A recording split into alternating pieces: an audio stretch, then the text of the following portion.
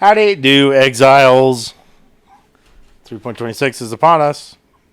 And we're going to be going over some of what I think are kind of pretty unique uniques to possibly put on your mercenary to help bolster your build.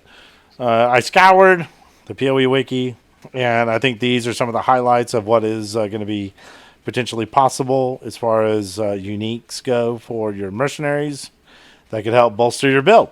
So we're just going to get right into it. The first one is an amulet called Zoph's Heart, and it essentially states that nearby enemies are covered in ash. This has a pretty high potential for bossing. It's going to be okay for mapping. It's not going to be insane, but for bossing, where they remain stationary and you can really, easily position yourself next to your mercenary, I think this offers another pretty decent damage vector, especially for builds like SRS or Incinerate or any kind of fire skill. I think this is a really interesting necklace to throw into the mix. It hasn't been meta for an extremely long time, and it's going to be exciting to see this come back because it really is a pretty wonderful necklace.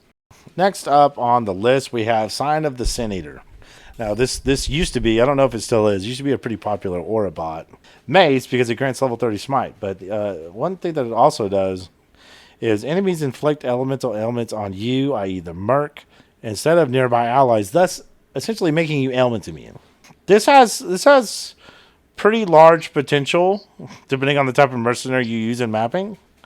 And it has incredible potential for bossing. Right, to be ailment immune by just sticking a mace on a side character essentially is going to stand to be pretty impactful. So definitely be on the lookout for this. This isn't incredibly common. If I remember correctly, I can't remember what tier of unique this is.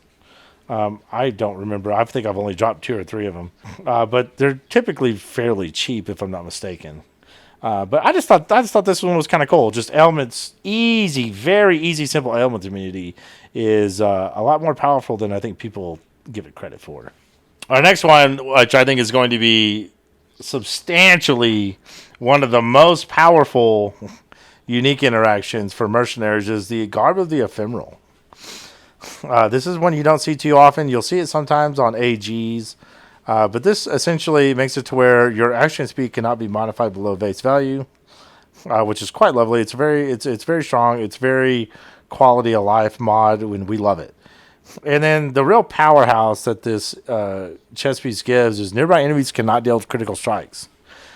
I don't see a lot of use for this in mapping because you're not always going to be next to your mercenary, and you really need to be in the nearby radius in order to take advantage of this. But where I do see this being ultra powerful is bossing. Bossing, you're going to be able to position yourself next to your mercenary and essentially just be fully immune to crit.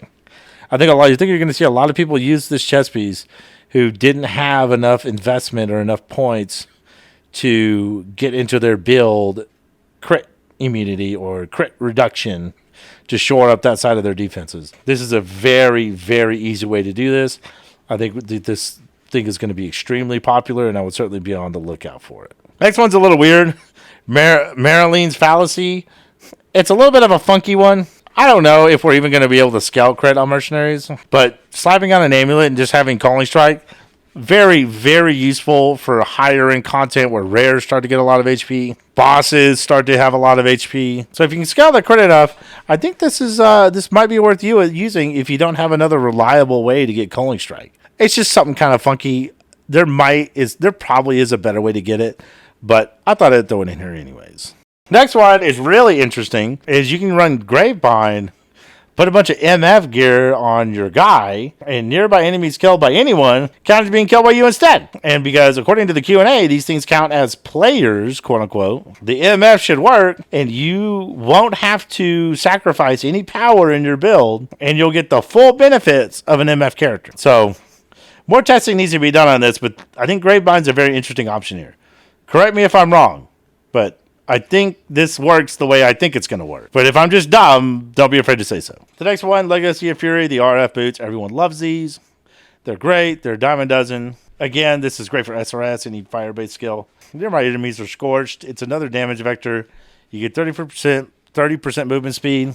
You get some pro lift. These are just great. I think these are going to be fun to use in conjunction with Zolf's Heart to really boost up and, bring up any fire build that's like, might need a little bit of help.